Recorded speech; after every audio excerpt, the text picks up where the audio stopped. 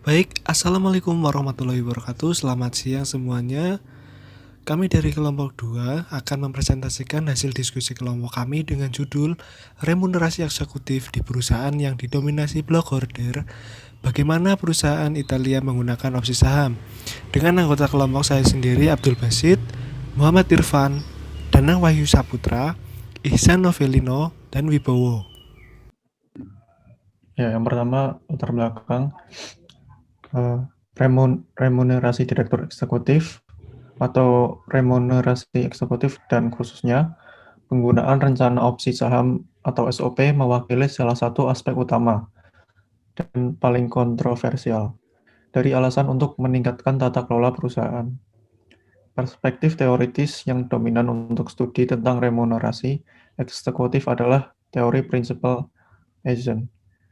Remunerasi eksekutif harus dirancang untuk memberikan insentif yang memberi penghargaan kepada direktur eksekutif karena menguntungkan pemegang saham.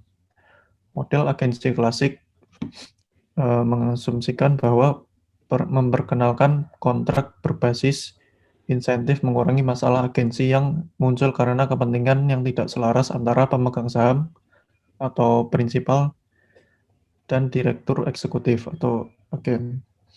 Namun, Jensen ini menyatakan bahwa sementara remunerasi bisa menjadi solusi untuk masalah keagenan, itu juga bisa menjadi sumber masalah keagenan.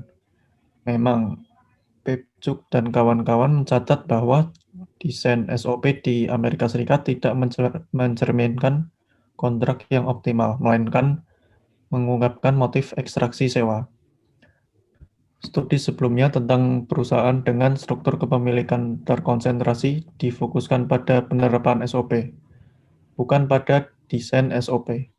Meskipun ada banyak bukti tentang SOP di perusahaan yang dimiliki secara luas, ada kurangnya investigasi empiris tentang SOP yang diberikan kepada direktur eksekutif di perusahaan yang didominasi pemegang blok. Perusahaan semacam itu kurang mendapat perhatian, meskipun ada bukti bahwa mereka menyebar di beberapa negara maju dengan tradisi kepemilikan saham yang tersebar. Selanjutnya, analisis desain SOP yang diberikan kepada direktur eksekutif perusahaan non-keuangan. Italia memberikan bukti bahwa SOP untuk remunerasi eksekutif tampaknya merupakan hasil dari masalah keagenan, bukan solusinya. Teori ekstraksi rente tampaknya memberikan penjelasan yang kuat tentang desain SOP yang dianalisis. Hasil juga menunjukkan bahwa independensi komite remunerasi, terutama dalam hal representasi pemegang saham minoritas, tampaknya memiliki pengaruh positif terhadap desain SOP. Temuan ini konsisten dengan teori ekstraksi rente.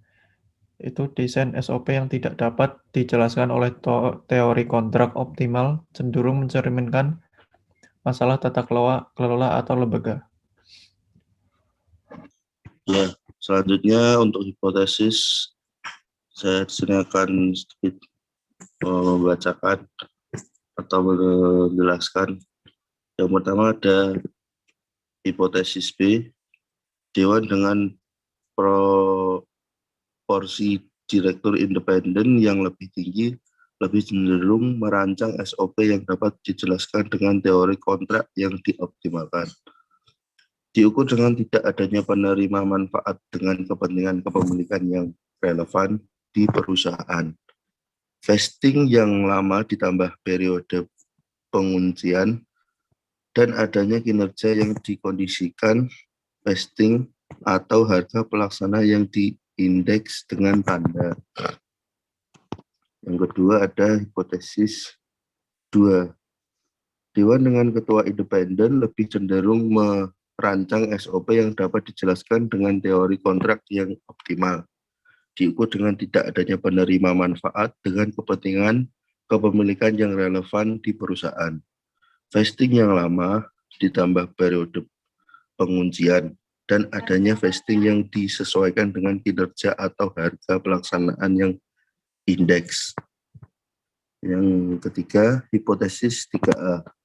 Dewan dengan komite remunerasi yang terdiri dari mayoritas direktur independen lebih cenderung merancang SOP yang dapat dijelaskan dengan teori kontrak yang optimal, diukur dengan tidak adanya penerima manfaat dengan kepentingan kepemilikan yang relevan di perusahaan, vesting lama ditambah periode penguncian, dan keberadaan baik dari vesting yang dikondisikan oleh kinerja atau harga pelaksana yang ditandai dengan indeks. Selanjut pada hipotesis 3B. Dewan yang anggota komitenya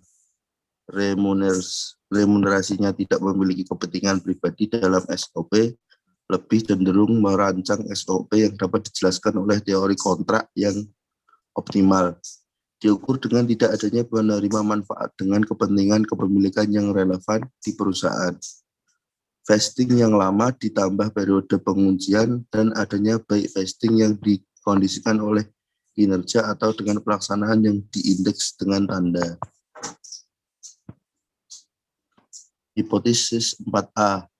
Dewan dengan proporsi direktur yang lebih tinggi yang ditunjuk oleh pemegang saham minoritas lebih cenderung merancang SOP yang dapat dijelaskan oleh teori kontrak yang optimal, diukur dengan tidak adanya penerima manfaat dengan bak kepemilikan yang relevan di perusahaan, vesting yang lama ditambah periode penguncian, dan keberadaan baik dari vesting yang dikondisikan oleh kinerja atau harga pelaksanaan yang ditandai dengan indeks.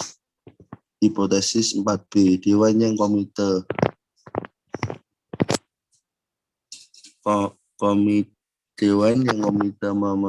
memunerasinya termasuk direktur yang ditunjuk oleh pemegang saham minoritas lebih cenderung merancang SOP yang didapat dijelaskan dengan teori kontrak yang optimal, diukur dengan tidak adanya penerima manfaat dengan hak kepemilikan yang relevan di perusahaan, vesting yang lama ditambah periode penguncian, dan adanya baik vesting yang dikondisikan oleh kinerja atau harga pelaksanaan yang ditandai dengan indeks. Selanjutnya hasil penelitian. Hasilnya mendukung hipotesis kami H3A, H4A, dan H4B. Sementara hipotesis 1, hipotesis 2, dan hipotesis 3B hasilnya tidak didukung. Independensi komite remunerasi menjalankan pengaruh positif pada desain SOP. Secara khusus, kehadiran mayoritas direktur independen H3A secara kehadiran setidaknya direktur yang ditunjuk oleh pemegang saham minoritas H4B pada komite remunerasi yang memberikan pengaruh signifikan positif pada pengaturan desain SOP yang dapat dijelaskan dengan teori kontrak yang optimal. Seperti yang diharapkan, kehadiran setidaknya NSOP pada penerima manfaat panitia remunerasi atau H3B memiliki pengaruh negatif terhadap desain SOP, namun tidak signifikan. Independensi Dewan tidak memiliki pengaruh yang signifikan terhadap desain SOP. Hasil kami mendukung hipotesis H4A. Proporsi direksi yang ditunjuk oleh pemegang saham minoritas memiliki pengaruh yang signifikan dan positif pada desain SOP. Sementara, proporsi direktur independen yang duduk di Dewan Direksi H1 dan kehadiran ketua independen H2 nampaknya tidak memiliki pengaruh yang signifikan. Seperti yang diharapkan, di antara variabel kontrol, kehadiran pemegang saham luar yang besar memiliki pengaruh signifikan yang positif tetapi marginal pada desain SOP. Dalam model 1B dan 2B yang dilaporkan dalam tahun variabel 2006 tidak lagi signifikan. Kehadiran mayoritas direktur independen pada komite remunerasi pada tahun 2004 sampai 2005 positif dan signifikan.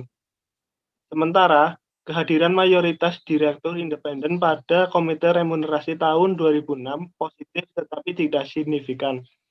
Kami menafsirkan hasil ini sebagai berikut. Pada tahun 2006, Kode Etik Italian merekomendasikan perusahaan untuk menunjuk direktur independen pada komite remunerasi. Kemungkinan perusahaan yang memperkenalkan mayoritas direktur independen pada komite remunerasi setelah rekomendasi kode etik adalah mencari legalisasi eksternal daripada efektivitas komite remunerasi menurut Tolbert dan Zuber tahun 1983. Kemudian ada teori yang mendukung. Pertama, dewan dengan proporsi direktur independen yang lebih tinggi lebih cenderung merancang SOP yang dapat dijelaskan dengan teori kontrak yang optimal, diukur dengan tidak adanya penerimaan manfaat dengan kepentingan kepemilikan yang relevan di perusahaan, vesting yang lama ditambah periode pengujian, dan adanya kinerja yang dikondisikan. Vesting atau harga pelaksanaan yang diindeks dengan tanda. Kemudian yang kedua, menurut Holmstrom tahun 1979, untuk memaksimalkan nilai perusahaan, direktur, terutama direktur eksekutif, diharuskan membuat keputusan yang meningkatkan nilai bersih sekarang dari arus kas masa depan. Insentif jangka panjang hanya memungkinkan ekstraksi imbalan setelah arus kas masa depan dapat diverifikasi. Perkembangan terkini dalam peraturan dan kode etik terbaik merekomendasikan Dewan Direksi untuk menyelaraskan remunerasi eksekutif dengan kepentingan jangka panjang perusahaan dan pemegang sahamnya, sehingga mengurangi jangka pendek manajerial. Dalam praktiknya, periode vesting selama beberapa tahun dan adanya periode lock-up mendorong terciptanya nilai dalam jangka menengah dan jangka panjang. Demikian presentasi dari kelompok kami. Mohon maaf apabila ada kesalahan. Wassalamualaikum warahmatullahi wabarakatuh. Selamat siang.